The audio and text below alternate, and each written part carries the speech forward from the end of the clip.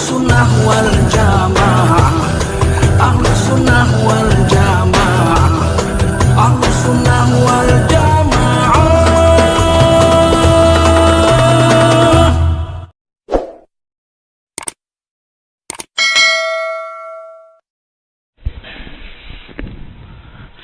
Astaghfirullahaladzim.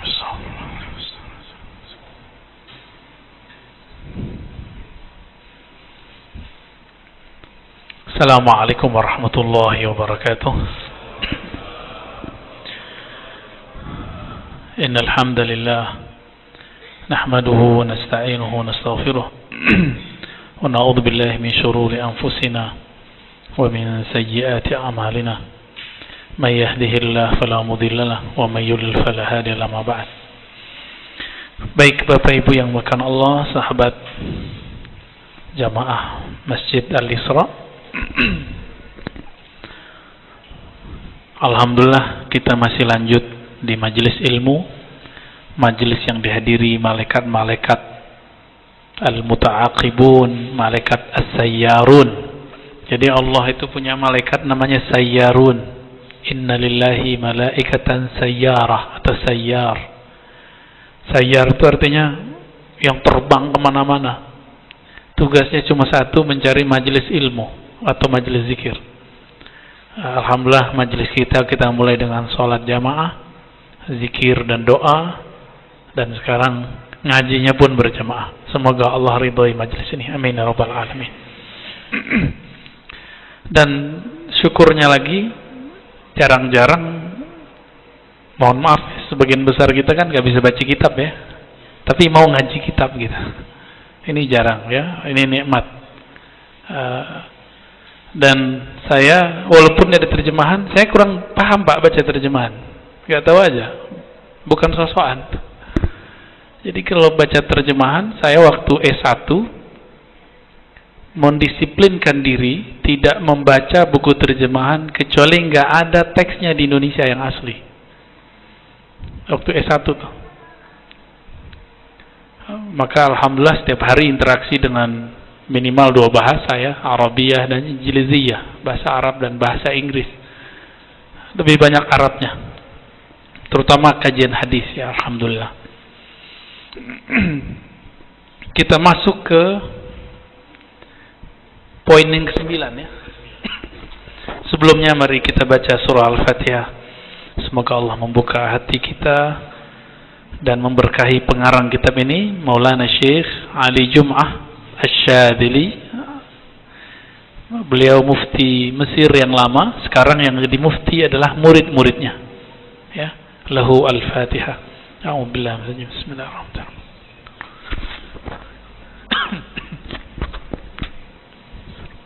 Shiratal ladzina an'amta 'alaihim ghairil maghdubi 'alaihim waladdallin. Tahrimul ihtifal bi maulidin nabi sallallahu alaihi wasallam wa'udduhu bid'atan dhalalah. Jadi salah satu doktrin dari kelompok yang mengatakan akidah Ahlus Sunnah Asy'ariyah itu sesat dan mazhab Syafi'i sekarang berbeda dengan Imam Syafi'i, kan mereka sekarang lagi begitu. Emang umat bisa ditipu ya? Amalan Imam Syafi'i yang ditinggalkan Syafi'iyah, begitu kan sekarang? Ya. Imam Syafi'i nggak maulidan, Syafi'iyah maulidan. Nah, ini logika ini masuk ke orang awam. Masuk ke orang awam. Nabi, sahabat tidak maulidan.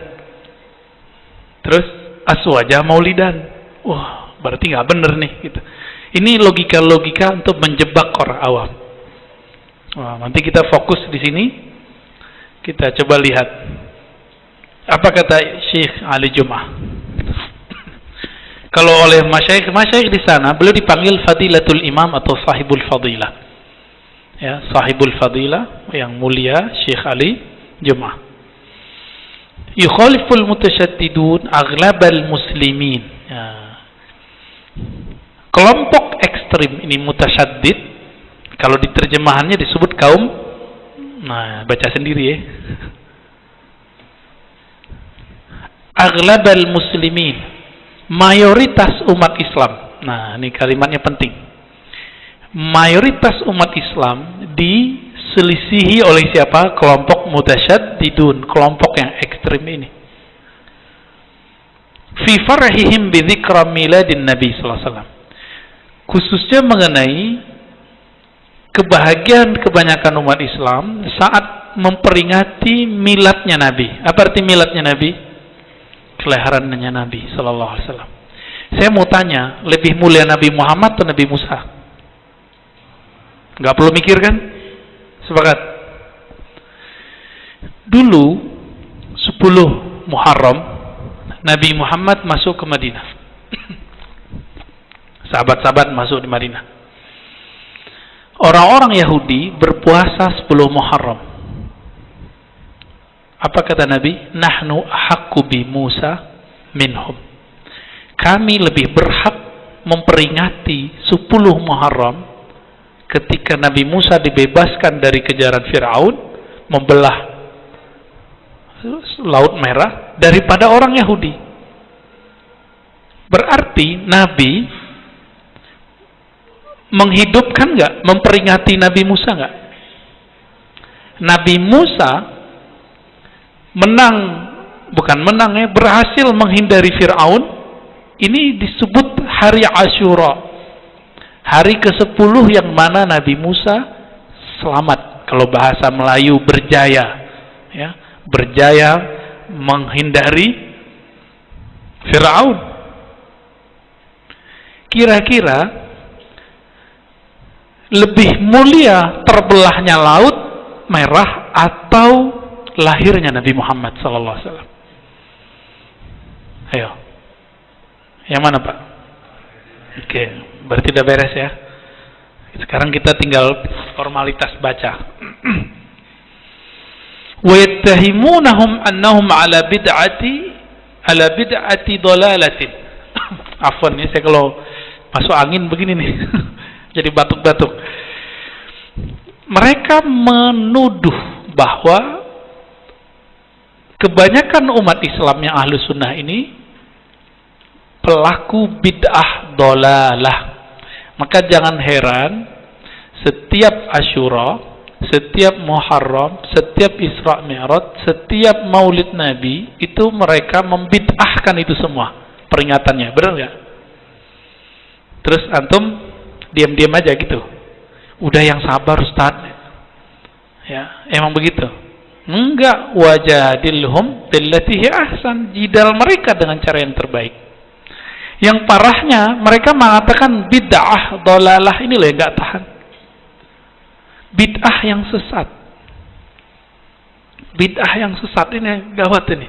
Kalau sesat mesti masuk neraka kan? Kullu bid'atin dhalalah wa kullu dhalalatin finnar. Antum enggak marah ya? Enggak marah ya? Penyabar sekali Aswaja ini ya. Akhirnya saya yang jadi tumbalnya ya. Kemana-mana Ustaz tolong dong beresin di sini. Dari umur saya masih 18 tahun itu ngurusin begini Pak. Pertama ngaji hadis, pulang-pulang beresin yang begini-ginian sampai hatta yaum ya, hatta zaman saiki kata orang Jawa. Al-raghmi min atilafi ihtifali haula nusyad bi dzikra ba'di ulama'i wa amatihim ya. Padahal mereka enggak mempermasalahkan memperingati hari-hari spesial dari ulama mereka. Ya. Saya enggak tahu maksudnya. Ini tinggal cross check ke Syekh Ali Jum'ah ya.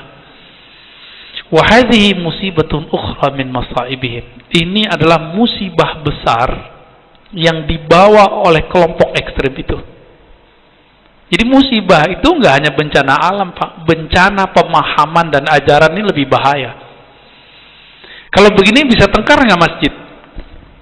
Dan kita sudah banyak ketemu masjid tengkar cuma karena masalah maulid. Saya kasih jalan keluar Pak di masjid-masjid begitu. Ya udah, antum kalau nggak mau ikut maulid ganti Pak pengurus, bukan peringatan maulid Nabi, kajian sirah Nabi, spesial kisah kelahiran Nabi, sama nggak? Loh kok boleh? Ya, nggak boleh tasyabuh dengan Nasrani, kayak gitu. Jadi Syekh Saleh Fauzan, ghafarallahu lahu, semoga Allah mengampuninya karena kalamnya ini. Dalam kitab risalah tauhidnya, bukan nggak pakai risalah, kitab tauhid yang diajarkan di ma'had-ma'had tertentu sekarang, itu dia mengatakan apa? Ihtifal bi maulidin Nabi sallallahu alaihi wasallam, memperingati maulid kelahiran Nabi itu tasyabbuh bin Nasara. Memperingatinya itu sama dengan menyerupai kaum Nasrani. Kalau ngikutin hadis man tasyabbaha bi qaumin fahuwa minhum, siapa yang menyerupai suatu kaum maka bagian dari mereka. Bisa kufur nggak pelaku maulid kalau ngikutin model dia? Kita ingetin ini ke kiai-kiai di pesantren-pesantren modern, saya dimusuhi Pak. Ente siapa? Anak kemarin sore. Bukan itu masalahnya. Kitab ini bukan kitabullah. Kalau kitabullah kita nggak akan kritik. Hadis bisa dikritik, maka ada hadis dhaif kan dikritik namanya. Tapi kalau hadis mutawatir nggak bisa dikritik. Ini cuma kitab seorang syekh, masa nggak boleh dikritik? Katanya ilmiah, katanya kajian ilmiah. Kajian ilmiah itu antum S1, S2, S3 pasti ada doktor yang mencecarnya. Emang kalau ada dokter mencecar disertasi saya, itu dianggap dia mencecar Allah dan Rasulnya? Kan enggak. Jadi kalau ada orang mengkritisi kitabnya Syekh bin Baz, Syekh Utsaimin, Syekh Saleh Fauzan, ya, itu apakah mengkritisi Allah dan Rasul? Enggak. Mengkritisi dia kok, bukan mengkritisi Allah dan Rasul. Ya. Kecuali, kan ini kebalik. Menyerang aswaja, mengkultuskan kiai, tapi mereka mengkultuskan pemahamannya, pemahaman ustadznya. Coba kritik Syekh Albani, mereka ngomong apa? Ente siapa? Albani dikritik. Loh, emang Albani siapa? Nggak boleh dikritik, dibalikin aja Pak. Emang ulama itu nabi sehingga nggak boleh dikritik? Kalau dia nabi ya udah kita nggak jadi kritik deh, ya. Tapi kalau dia bukan nabi, kita kritik Pak. Taib. Sahabat Nabi saling mengkritisi satu sama lain. Abu Bakar dikritik Umar. Abu Bakar itu pernah tengkar depan Nabi Pak dengan Umar radhiyallahu taala anhuma. Ya, tengkar depan Nabi, maka turun surah Al-Hujurat itu, la tarfa'u aswatakum fawqa sautin Nabi. Tengkarnya mereka berkah. Kita kalau tengkar nggak berkah. Kita kalau tengkar turun ayat nggak? Enggak. Ini sahabat tengkarnya itu skenario Allah untuk memberi pelajaran kepada kita. Jadi tengkarnya sahabat Sayyidina Abu Bakar, Sayyidina Umar itu barakatul lil ummah jami'an ila yaumil qiyamah. Sampai kiamat itu berkah. Baca surah Al-Hujurat. Maka saya menyebut Al-Hujurat ini hadiah Allah untuk umat lewat Abu Bakar dan Umar. An Umar, ya, dari Umar bin Khattab, su'ila yani ay Nabi SAW an shaumil itsnain. Nabi ditanya mengenai puasa hari Senin, hari Isnin, ya. Qala dzaka yawmun wulidtu fihi wa yawmun bu'itsu au unzila alayya fihi. Itu hari aku dilahirkan dan aku diturunkan wahyu atau aku dibangkitkan. Berarti hari Senin itu 11 Rabiul Awal itu dianggap kelahiran Nabi. Juga plus ini hari Nabi diutus resmi jadi Rasul atau resmi jadi Nabi.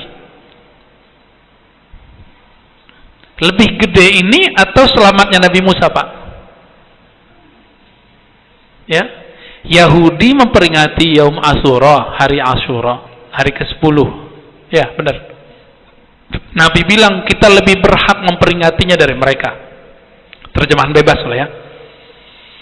Memperingati Allah, najallahu Musa min Fir'aun, kan begitu. Allah telah membebaskan najallahu Musa min Fir'aun. Allah bebaskan Sayyidina Musa daripada Fir'aun.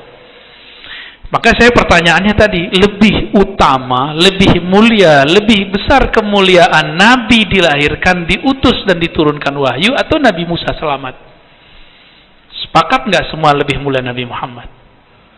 Maka dibuat analog, lebih pantas kita memperingati hal yang ini atau yang Nabi Musa? Hari lahirnya Nabi dong, gitu. Itu sebabnya ini namanya istinbat. Nggak boleh pakai kias-kias. Allahumma sholli ala Sayyidina Muhammad. Loh, kita nanya ke mereka, di zaman Nabi nggak ada tauhid yang 3, uluhiyah, rububiyah, asma, sifat. Ente bagi 3. Dari mana? Jawabannya Pak, istiqra. Istiqra tahu nggak Pak? Istiqra itu lawannya kias. Istiqra itu induktif. Itu jauh. Itu dipakai oleh kelompok sofastaiyah, lawannya Aristoteles. Sofastaiyah, kaum sofis. Aristo mengajarkan akar yang lurus, namanya kias. Diislamikan oleh, jadi disyahadatkan ilmu kias itu oleh Imam Ghazali, Imam Juwaini. Sebelumnya sudah dipakai oleh Imam Syafi'i, tapi kemudian dipinjam itu karena berhadapan dengan kelompok filosof, kelompok-kelompok sofastaiyah, dipakailah oleh Imam Ghazali. Lalu ada namanya islamisasi ilmu logika, yang di dalamnya ada ilmu kias, mantik. Itu tadi itu kias Pak namanya. Imam Syafi'i jago itu, padahal Imam Syafi'i belum berhadapan dengan mereka saat itu. Nah, baru berhadapan dengan kelompok kiasnya Mu'tazilah, ya.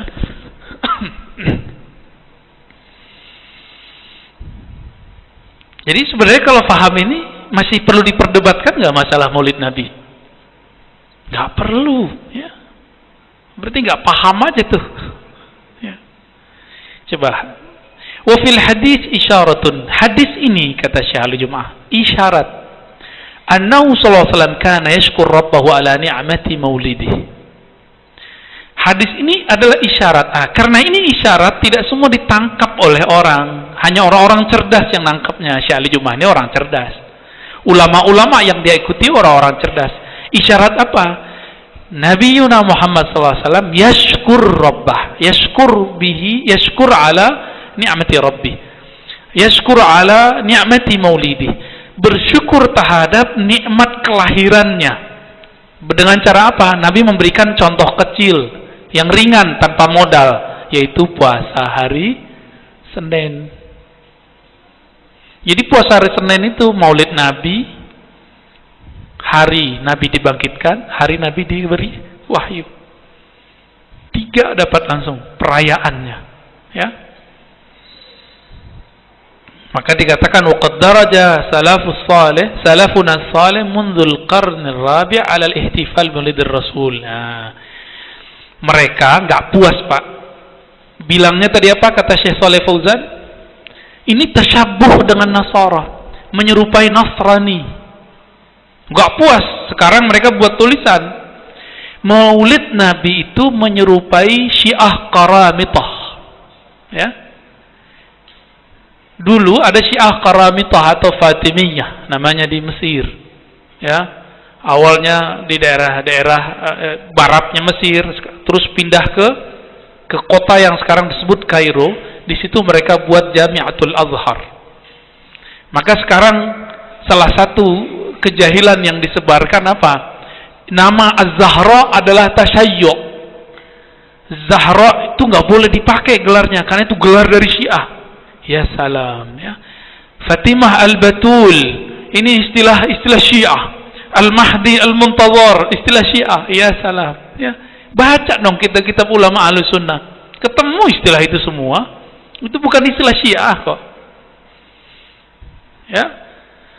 Jadi mereka menganggap ini dihidupkan oleh Qaramitah atau kelompok Fatimiyah.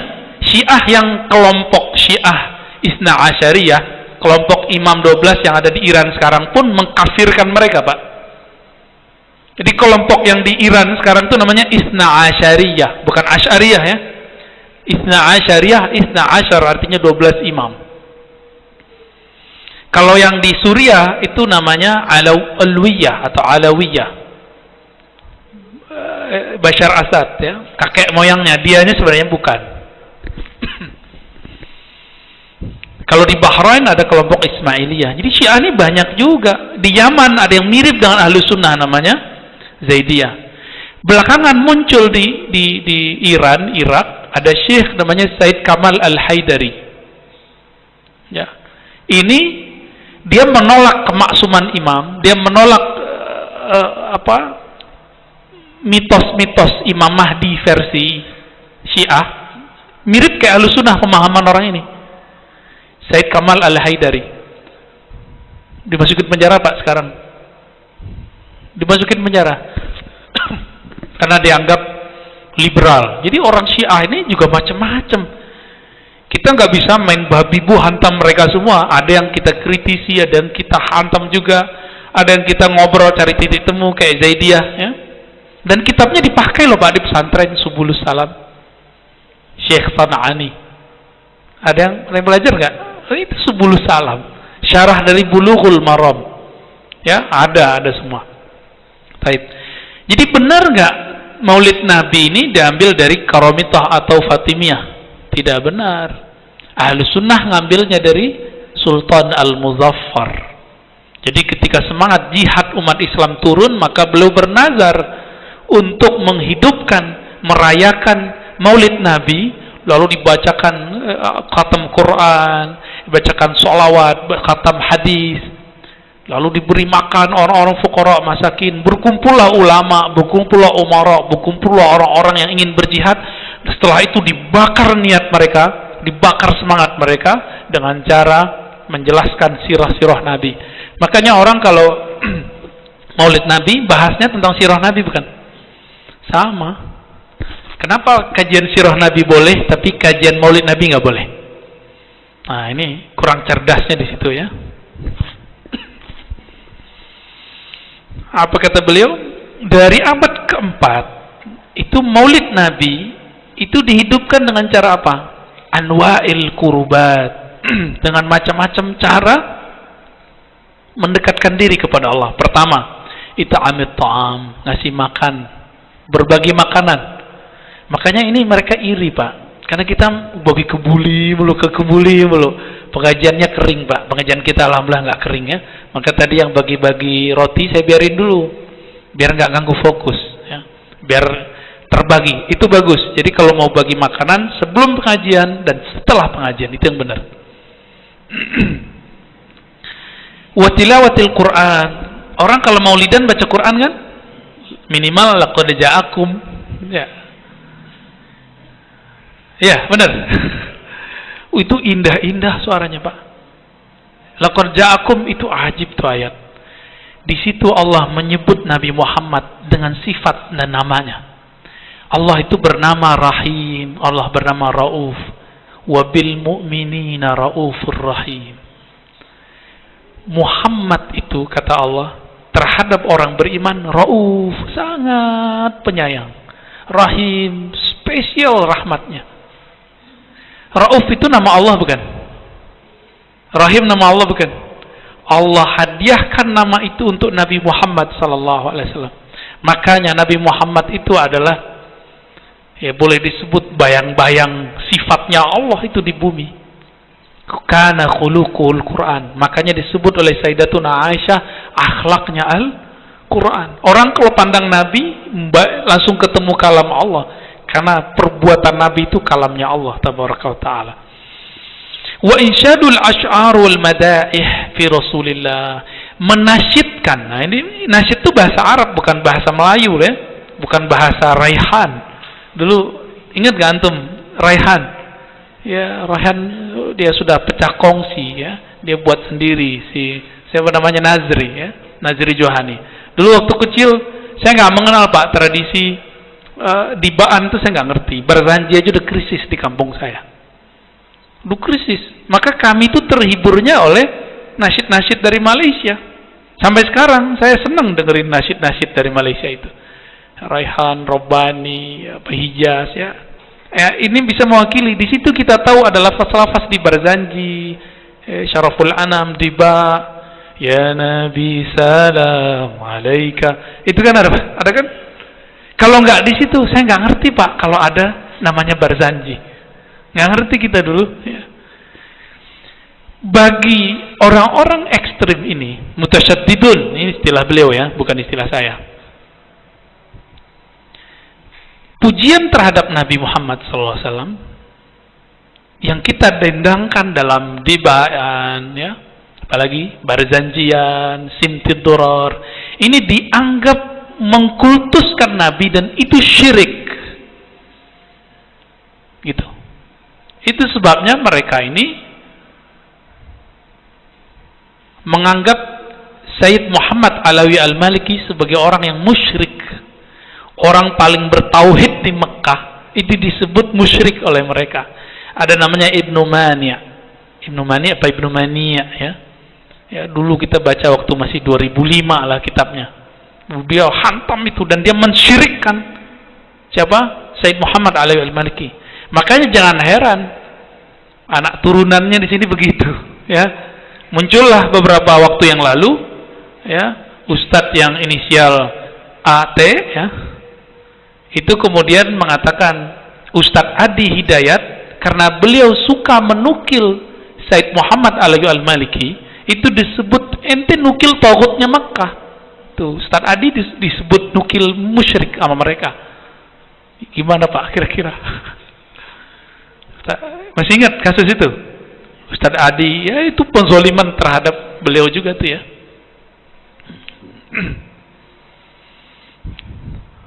Jadi mereka mensyirikkan. Saya bawa kitab waktu itu, Dalailul Khairat. Ada anak SMK bilang, anak SMK, tamatan SMK Pak, nggak pernah nyantri. Antum bawa kitab dalamnya ada syirik loh. Kita kasih kitab pantang langsung, coba tunjukin mana syiriknya. Gak bisa nunjukin. Kalaupun dia bisa nunjukin, kita tanya balik, coba terjemahin. Benar gak nih? Jangan-jangan terjemahan ente yang salah. Kalau emang dia bisa terjemahin, ya. Gak nanya ke ahlinya sih. Coba nanya ke ahlinya, itu maksud lafaznya apa gitu. Udah masak belum? Masih lama? 5 menit lagi. 10 menit, taib. Apa kata beliau? Kama nasfa ala dzalika ghairu wahidin minal mu'arrikhin. Tradisi yang tadi ngasih makan, baca Quran, zikiran, khataman, baca syair-syair, barzanjian, ya, simtiduror kalau sekarang, ya, zaman dulu beda lagi. Tapi isinya sama. Ini sudah dinaskan, disebutkan oleh ulama-ulama ahli sejarah yang ahli hadis apa aja. Imam Ibnul Jauzi. Bukan Ibnu Qayyim loh, ya. Ini lebih awal. Ibnu Katsir, murid Ibnu Taimiyah. Wal Hafiz Ibn Dihya Al-Andalusi. Kemudian Hafiz Ibnu Hajar. Hatta Imam Ibnu Hajar yang gelarnya Amirul Mukminin fil Hadis. Kemudian muridnya Khatimatul Huffaz, Al-Imam Jalaluddin As-Suyuti, ya. Lalu imam ahli hadis ini apa nggak ngerti analognya Syekh Shalih Fauzan kalau orang maulid sama Nasrani? Apa Imam Suyuti nggak ngerti? Kira-kira aliman mana Imam Suyuti, Imam Ibnu Hajar yang hafal ratusan ribu hadis dibandingkan Syekh Shalih Fauzan? Kira-kira yang mana, ya? Ibnu Hajar mengatakan apa? Ya, dalil asal daripada Maulid Nabi itu adalah kisah yang saya sebutkan barusan yang ada di Sahih Bukhari dan Muslim. Kisah memperingati 10 Asyura. Ustadz mirip sama Syiah. Lah kalau mirip ya urusan mereka, kan itu urusan mereka, kita nggak ada urusan. Banyak kok kita mirip sama siapa, bukan berarti kita ikut mereka. Ini gagal paham. Ya, kata mirip bukan berarti ikut. Meskipun Nabi tidak permasalahkan ikut dan mirip. Apa kata Nabi? Inni uhibbu an attabi'a ahlal kitab fa ma lam yu'mar. Nabi itu dulu gaya rambutnya gaya ahli kitab belakang. Apa kata beliau? Aku suka ngikutin ahli kitab selama itu nggak ada perintahnya atau larangannya. Gak masalahin kok beliau. Kan cuma penampilan fisik. Nah, sekarang kan jadi rame dan saya sudah cut itu udah tutup. Ya udahlah, selesai, kita minta maaf kalau tersinggung, ya. Cuma kita ingetin jangan gagal paham lagi next, ya. Tapi kalau mau gagal paham terus ya sudah. Ya. Kita nggak ada kok mau musuhan. Kita dimusuhin dari dulu, bener nggak? Antum dari dulu nggak pernah mempermasalahkan kunut, ya kan? Sekarang mereka bidahin. Pernah nggak masalahin tasbih? Ini kan tasbih kita gede-gede ini. Mereka bilang pakai tasbih itu menyerupai Yahudi dan Buddha, kan begitu kan? Kata ustadz mereka dalam buku zikir pagi dan sore, zikir-zikirnya Nabi. Antum marah nggak? Baper nggak? Bilang nggak? Oh, ini kan amalnya sahabat, ini kan amalnya Hasan Basri tabi'in. Berarti ente menghujat Hasan Basri. Kan kita nggak bilang gitu, Pak. Kita carikan nih lo dalilnya, nggak sepakat ya sudah, tinggal pakai pemahaman antum. Kira-kira begitu. Jadi kita kalau mereka berbeda, kita cariin dalilnya. Tapi mereka kalau kita beda, langsung tuduh mirip dengan orang kafir, mirip dengan Yahudi, seperti kita pakai tasbih. Ya, kita maulidan disebut mirip Nasrani. Antum marah nggak? Coba kalau kita ngikutin ulama-ulama ini, bahwa Nabi mengatakan, ya, Sahih Bukhari Muslim tadi, kami lebih berhak memperingatinya daripada Yahudi. Berarti kalau kita ngikutin cara berpikir ini, siapa yang menentang maulid berarti menentang Nabi. Kira-kira gimana? Tapi kita nggak ngomong begitu kan? Kita nggak ngomong begitu. Mereka aja yang punya logika begitu. Karena mereka nggak belajar qiyas dengan baik. Belajarnya langsung istiqra. Ya. Ini problem ke depan. Jadi nanti ke depan akan bergesek terus, Pak. Antum siap nggak bergesekan terus? Kita siapin dalilnya, ini dalilnya. Bergesekan pemikiran, Pak. Semoga tidak sampai bergesekan nyawa, ya. Yang ilmiah aja, yang ilmiah aja. Tapi saya nggak tahu sampai kapan itu bertahan, ya.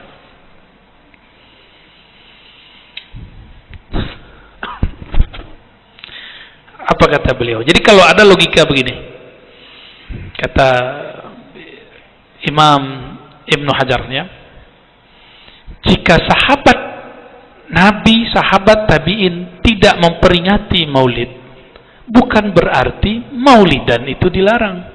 Nah, ini lafaznya. Wa in kana an-nabiyyu sallallahu alaihi wasallam wa ashabuhu radhiyallahu ta'ala anhum lam yahtafilu bihi fi dzikra sanawiyyah yawm ats-tsani 'ashar min Rabiul Awwal min kulli am, fa in hadha la yaj'alu al-ihtifal bihi bid'atan mazmumah. Meskipun Nabi, sahabat tabi'in enggak buat, bukan berarti itu bid'ah tercela. Kenapa? Bid'ah juga ada macam-macamnya. Ada bid'ah lughawiyah kata Ibnu Taimiyah. Bid'ah secara bahasa itu nggak masalah kata Ibnu Taimiyah. Dalam istilah kita disebut bid'ah hasanah. Jadi Ibnu Taimiyah juga bagi bid'ah, Pak, ya. Baik. Maka dari dalil ini kata Imam Hajar, yustafadu minhu fi'lu syukrillah ta'ala ala ma manna bihi fi yaumin muayyan. Dari dalil Nabi Musa tadi diambillah sebuah pemahaman, jika Yahudi saja itu Nabi ambil alih dengan cara memperingati dengan puasa Asyura, maka kita lebih berhak memperingati maulidnya Nabi Muhammad sallallahu alaihi wasallam. Ada nggak antum yang maulidan Nabi itu menyembah Nabi? Ane mau tanya. Kita muji Nabi, nyembah Nabi nggak? Kalau ada, berarti maulidnya nggak sesuai dengan maulid yang diajarkan ulama terdahulu. Memuji itu mesti menyembah nggak? Enggak. Giliran imam-imamnya dipuji itu nggak apa-apa. Tapi kalau imam kita dipuji, dianggap mengkultuskan, nggak adil mulu. Ya, ntar kita dituduh play victim. Ya, yang play victim siapa?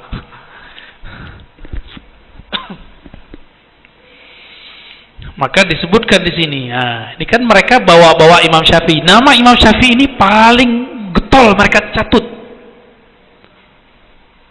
Udah masuk? Yang mana lagi? Imam Syafi'i dicatut terus. Gak tahu sampai kapan mereka catut terus, Pak. Imam Syafi'i radhiyallahu ta'ala anhu ternyata membagi bid'ah jadi dua. Ini mereka gak ekspos. Siapa periwayatnya? Banyak, Ibnu Asakir, Al-Baihaqi, Abu Nuaim. Minimal 3 nih. Kalau enggak 5, ya. Kita kasih 3 aja ahli hadis semua. Apa kata beliau, ya? Al-muhdatsat minal umur darbani. Perkara baru itu enggak mesti bid'ah, dhalalah. Tapi dia bisa 2 macam. Pertama, yukhalif kitaban au sunnatan au atharan au ijma'an. Yang bertentangan dengan kitab, sunnah, athar, riwayat dari nabi, sahabat, atau ijma'. Ya. Fahadhil bid'atud dhalalah. Ini yang disebut bid'ah yang sesat. Nih, kata Syekh Shalih Fauzan, Nabi nggak pernah bagi bid'ah jadi dua. Kata pengikutnya sekarang, yang membagi bid'ah jadi dua lebih pintar dari Nabi. Gitu nggak logikanya sekarang? Coba, apakah Imam Syafi'i merasa lebih pintar dari Nabi ketika belum membagi bid'ah jadi dua? Ini bid'ah pertama. Apa bid'ah kedua? Wathani ma uhditha minal khair la khilafa fihi liwahidin wa hadhihi muhdatsatun ghairu mazmumah, ya. Oke. Sesuatu yang sebaliknya, ya. Kalau tadi ini masih sama, ya, lafaznya masih sama. Yang tadi apa? Yang pertama, yang tidak bertentangan dengan kitab dan sunnah maka tidak disebut dhalalah. Sebaliknya kalau bertentangan baru disebut dhalalah. Nah, maka beliau mengatakan yang tidak bertentangan itu fahadhihi muhdatsatun ghairu mazmumah. Jadi kalau ada bid'ah perkara baru tidak bertentangan dengan kitab, sunnah, athar, ijma'. Coba ada 4. Kitabullah, sunnah, athar. Athar ini riwayat dari para sahabat tabi'in. Dan yang keempat, ijma', kesepakatan ulama. Kalau nggak bertentangan nggak ada masalah. Begitu beliau mengatakan. Maka bukanlah wahadhihi muhdatsah, ini perkara baru, ghair mazmumah, bukan mazmum. Nah, ini kata kunci. Imam Syafi'i itu menghindari istilah bid'ah hasanah. Ya. Tapi yang beliau gunakan apa? Muhdatsah. Karena hadis mengatakan kullu muhdatsatin bid'ah. Kata muhdatsahnya diambil.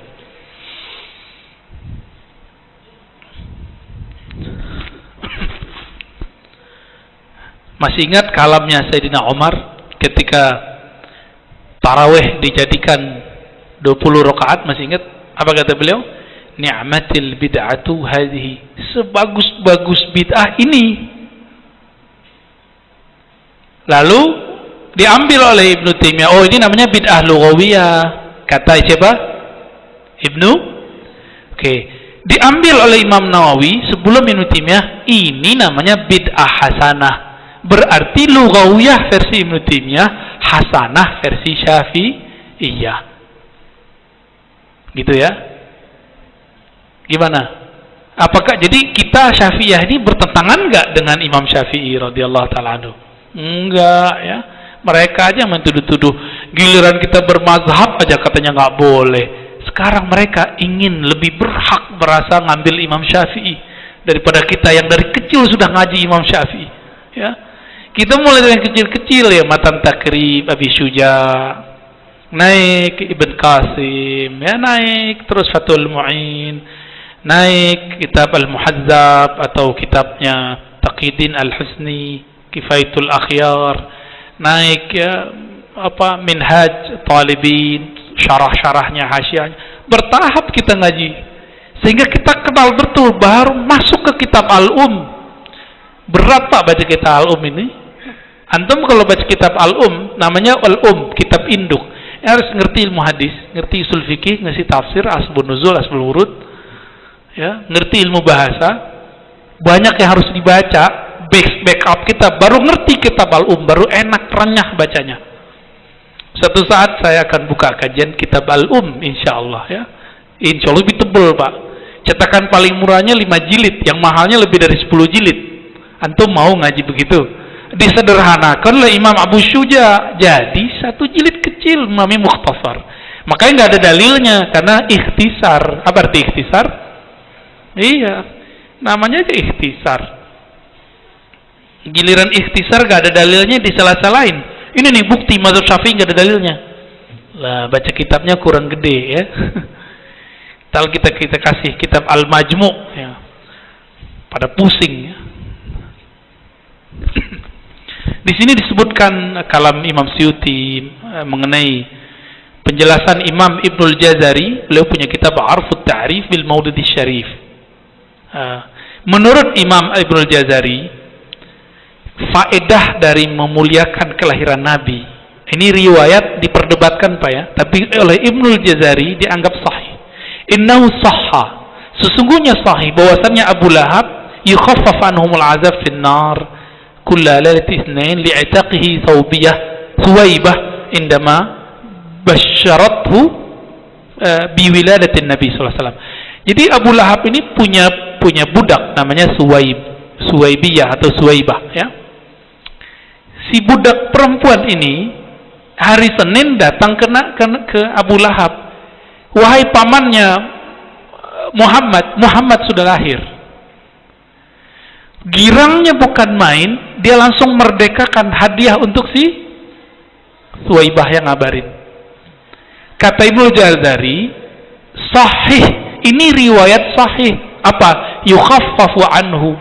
Abu Lahab yang disiksa kekal di neraka itu diringankan setiap hari Senin. Menurut Imam Ibnul Jazari. Tapi kalau penelitian saya, ini riwayatnya memang diperdebatkan. Kenapa diperdebatkan? Tahu nggak? Nah, ini rahasia belajar ilmu sirah.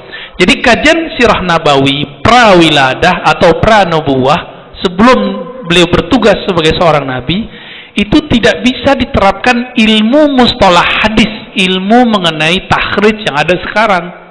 Nggak bisa Pak. Oh ini sahih nggak sahih, sahih nggak sahih, nggak bisa. Yang penting dia ada, dhaifnya aja dianggap sahih. Dan itu disepakati oleh ulama kita. Maka ada sirah Ibnu Hisham, ya, Ibnu Ishaq. Apa kata Imam Syafi'i? Semua ahli tarikh itu ngikut kepada Ibnu Hisham, ya, atau Ibnu Ishaq, ya, atau guru-gurunya yang sejalur itu dalam bab sirah nabawiyah. Walaupun orang ini dianggap dhaif oleh Imam Ahmad. Jadi antara guru murid udah beda. Kenapa? Yang dikuatkan, jadi ilmu hadis ini sahih tidak sahih. Penerapan ini hanya diketatkan setelah beliau bertugas jadi nabi. Ilmu hadis itu Pak, kan ini cuma ilmu doang. Ilmunya muncul setelah Nabi wafat kok. Berabad-abad lagi setelah Nabi Muhammad sallallahu alaihi wasallam, ya.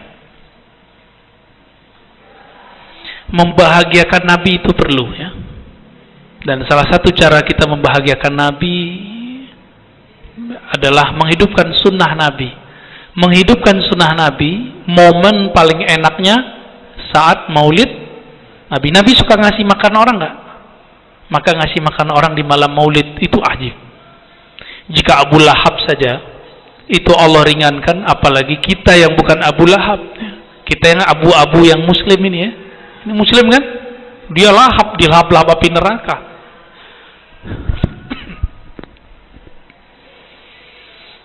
Nah, ini oleh Imam Ibnul Jauzi, Imam Ibnul Jazari ini diakui, ya. Kemudian juga oleh Syamsuddin Ad-Dimashqi dan beberapa hal yang lain lah, ya. Udah 2 menit lagi, ini udah azan di luar nih, ya. Siapkan aja pertanyaannya ba'da Isya. Kita langsung, ya, insyaallah. Salat sunatnya boleh diundur, ya. Baik, kita lanjutkan, ya. Ada satu bagian lagi yang kita disindir oleh Maulana Syekh Ali Jum'ah, betapa kurang pekanya kita. Semua benda di alam semesta itu merindukan Nabi, menyambut Nabi sallallahu alaihi wasallam. Satu kali Nabi jalan-jalan di bebatuan Mekah, bukit-bukit bebatuan Mekah, itu batu-batu ngucapin salam ke Nabi. Nabi sallallahu alaihi wasallam mau buang air kecil di salah satu pelosok Madinah, itu Nabi panggil, ada pohon kurma. Nabi mau buang air kecil, nggak ada toilet, maka Nabi panggil, pohon kurma, tutupin saya. Datang dia Pak, nutupin.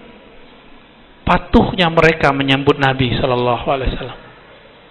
Kita ini yang nggak peka Pak. Dan yang paling mengharukan bagi saya, Nabi Muhammad itu dulu sebelum ada mimbar, itu beliau nyandar. Masih ingat nggak kisahnya? Itu ada di Sahih Bukhari, ada di Ahmad, ada di Tirmizi, dan hadisnya sahih. Ini bukan khurafat. Ini jelas hadis Sahih Bukhari. Yang orang kalau nggak punya hati nurani nggak akan faham ini makna hadisnya. Tahu hadisnya ya, tapi faham tidak. Ketika dibuatkan oleh sahabat yang berasal dari Rum, karena orang Arab ini peradabannya peradaban syair. Kalau Madinah tambah peradaban pertanian. Orang Rum ada yang bisa mebel. Dibuatkanlah mimbar untuk Nabi. Ketika Nabi naik ke atasnya, terlengah suara tiang tadi yang tempat Nabi bersandar menangis. Hanna ini nangis rindu. Pernah nggak dengar orang rindu nangis? Biasanya perempuan tuh ya. Ya, gimana? Saking halusnya kolbu perempuan itu bisa saking rindunya dia nangis, Pak. Maka laki-laki yang bisa merindukan Rasulullah, dia bisa memahami hatinya perempuan. Karena dia bisa merindu kepada Sayyidus Sadat, Sayyidina Muhammad sallallahu alaihi wasallam. Antum bayangkan, itu tiang nangis. Akhirnya Nabi ambil, Nabi pegang, Nabi elus. Kayak gini nih dielus. Nabi ngomong, tuh, ngomong sama pohon, batang yang udah dianggap mati oleh kelompok ekstrim itu sekarang. Ini kan khurafat besar nih versi mereka, Pak. Oh, ini buku khusus buat Nabi. Enggak, nanti Imam Mahdi keluar, semua tentara Al-Mahdi bisa ngomong dengan semua pohon selain pohon kharqat. Ini bukan khas buat Nabi. Ini salah satu ilmu kewalian yang akan dibawa oleh semua pejuang Imam Mahdi di akhir zaman. Kalau kita bagian mereka. Kalau enggak, ya mungkin dead duluan, Pak. Nggak tahu nanti. Semoga aja, siapa tahu ya. Siapa tahu kita bagian dari mereka. Semoga, amin. Ya. Jangan minta mati duluan, Pak. Ya. Tapi kalau takut, minta mati duluan aja. Kalau saya nggak mau, saya pengen berjuang. Ya. Kita merindukan masa-masa berjuang dengan Sayyidina Al-Mahdi itu. Ya. Cuma nggak tahu ya nyampe nggak umur apa enggak.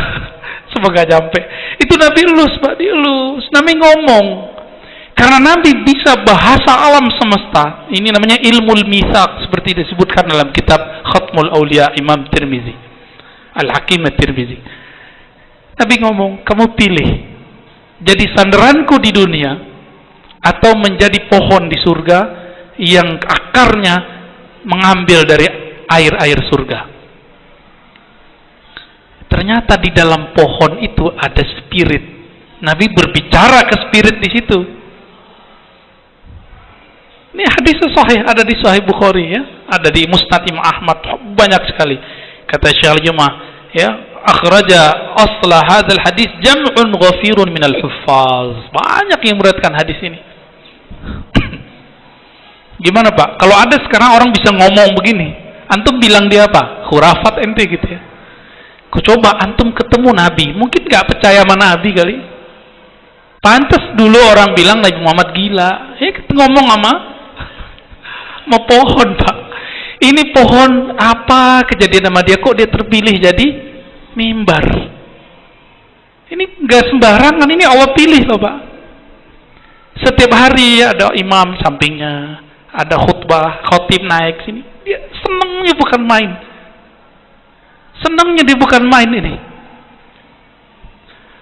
Ketika Nabi katakan begitu, sayangnya semua spirit di alam semesta selain jin dan manusia akalnya sudah dihilangkan.